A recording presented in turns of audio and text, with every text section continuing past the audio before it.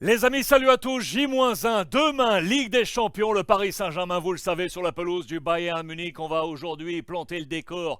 Que se dit-il du côté de l'Allemagne avec le quotidien national Bild? Toutes les réponses dans cette nouvelle édition. Je salue au passage les copains de Hisense, vous le savez, professionnels de l'électroménager, partenaire officiel du Paris Saint-Germain et de cette revue de presse. Je vous en ai parlé hier, il y a un petit bonbon aujourd'hui. Vous savez quoi? Je vais vous le dévoiler dans cette nouvelle édition. C'est parti.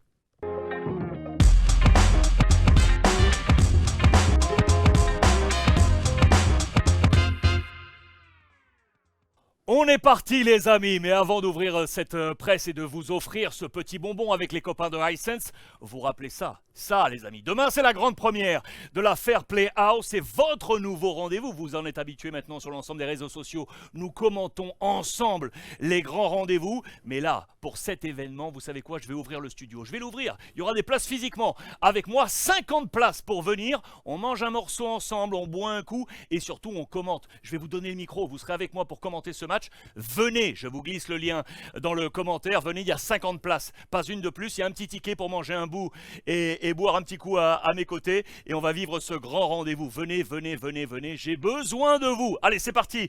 Pour ouvrir la presse, on va remonter quelques jours en arrière pour avoir en tête le panorama du Bayern Munich, qui, je vous le rappelle, mène, après le match aller de Ligue des Champions, bien évidemment. On va suivre attentivement cette rencontre. Alors, le mardi 28 février dernier, deux petites anecdotes. La première, elle est un poil écartée du match, c'est ici.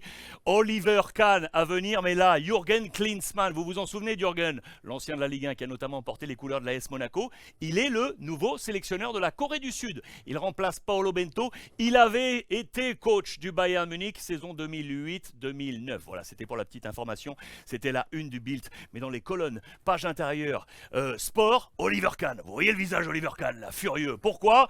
Parce qu'il en veut un peu à l'arbitrage allemand en ce moment. Dernier fait de date, ici, 18 février dernier, le Français Upamecano qui avait été exclu carton rouge face au Borussia Mönchengladbach. Le Bayern met la pression sur l'arbitrage, à suivre si le Bayern ne va pas mettre également la pression sur l'arbitre à domicile pour ce match de Ligue des Champions. Ça peut être une donnée intéressante, mais ce n'est pas le feuilleton de la semaine au Bayern. Le feuilleton de la semaine, il est incarné par deux hommes.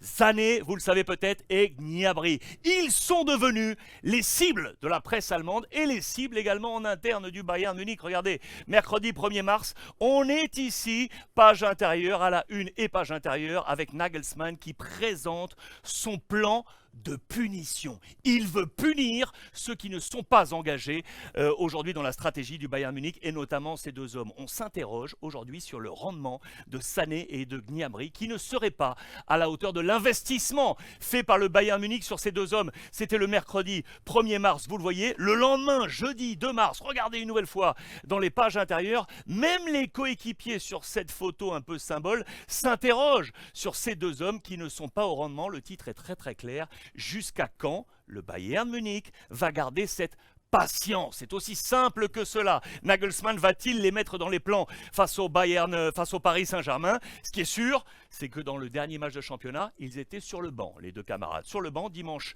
5 mars, la une de Bild ici. Le Bayern est allé s'imposer sur la pelouse de Stuttgart, vous le voyez. Voici quel était le 11 de départ du Bayern Munich qui devrait, grosso modo, ressembler à celui qui devrait affronter le Paris Saint-Germain. Là, il y avait une défense à 3 avec De Ligt, Upamecano et Stanisic. Très très bon et on va y revenir. Sommer dans les buts, bien évidemment, toujours en l'absence de Neuer qui est revenu au travail mais qui ne sera pas là pour ce match. Kimmich et Goretzka, Davies à gauche, Coman le français à droite, Musiala ici, Thomas Müller et Choupo-Moting, l'ancien du Paris Saint-Germain. Notez les notes, regardez, je vous le rappelle que les notes les plus basses en Allemagne sont les meilleures. C'est l'inverse par rapport à la France. Les bonnes notes, elles sont donc là. Musiala, Davies, De Ligt et Thomas Müller. Notez bien ça parce que ça va être un duel important. Et quand vous voyez les notes de De Ligt et de Davies là, 2 et 2, regardez, page intérieure, De Ligt mise en avant. Ça va être un choc ça. Ça va être un choc face à l'attaque du Paris Saint-Germain. Il a été énorme, De Ligt. autant sur le plan défensif qu'offensif. C'est lui qui marque le premier but en faveur du Bayern Munich. Choupo-Moting marque le deuxième pour la victoire du Bayern, 2-1 sur la pelouse de Stuttgart. D'ailleurs, les deux hommes, là, notés 2 sur le flanc gauche de la défense, Davis et De Ligt, sont dans le 11 type, vous le voyez, du quotidien Bild, au sortir de cette nouvelle journée de la Bundesliga, qui voit le Bayern maintenir la cadence, mais attention, rien n'est joué. 49 points toujours avec le Borussia Dortmund qui tient également les rênes. Ça va être très très chaud. Le classement des buteurs, pour avoir en tête également le choc entre la défense du Paris Saint-Germain, où on se pose des questions, et l'armada offensif du Bayern. Musiala est top 4 avec 11 buts. Choupo-Moting, l'ancien du PSG, top 7 avec 10 buts. Et Serge Gnabry, top 9 avec 9 buts inscrits. Il est donc dans ce feuilleton de la semaine du côté du Bayern Munich. Une nouvelle fois, vous le voyez, ce lundi, avec ici à la une, le père Matthäus, autre figure grande du Bayern Munich qui lui aussi a envoyé du bois sur les deux hommes. Il s'interroge sur ces deux profils. Il s'interroge parce qu'il estime que les deux hommes n'ont pas offert l'élan de révolte. Parce que Nagelsmann les a fait rentrer en jeu face à Stuttgart. Ils sont entrés les deux à la 63e minute.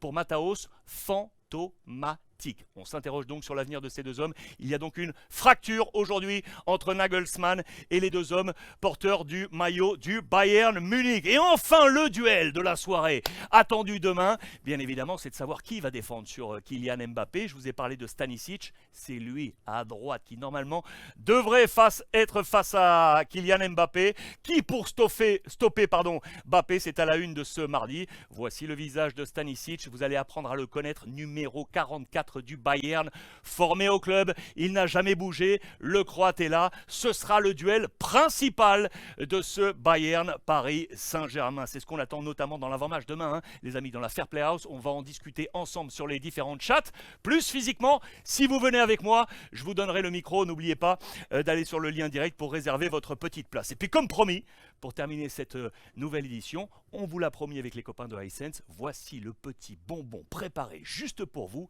spécial Bayern Paris Saint-Germain.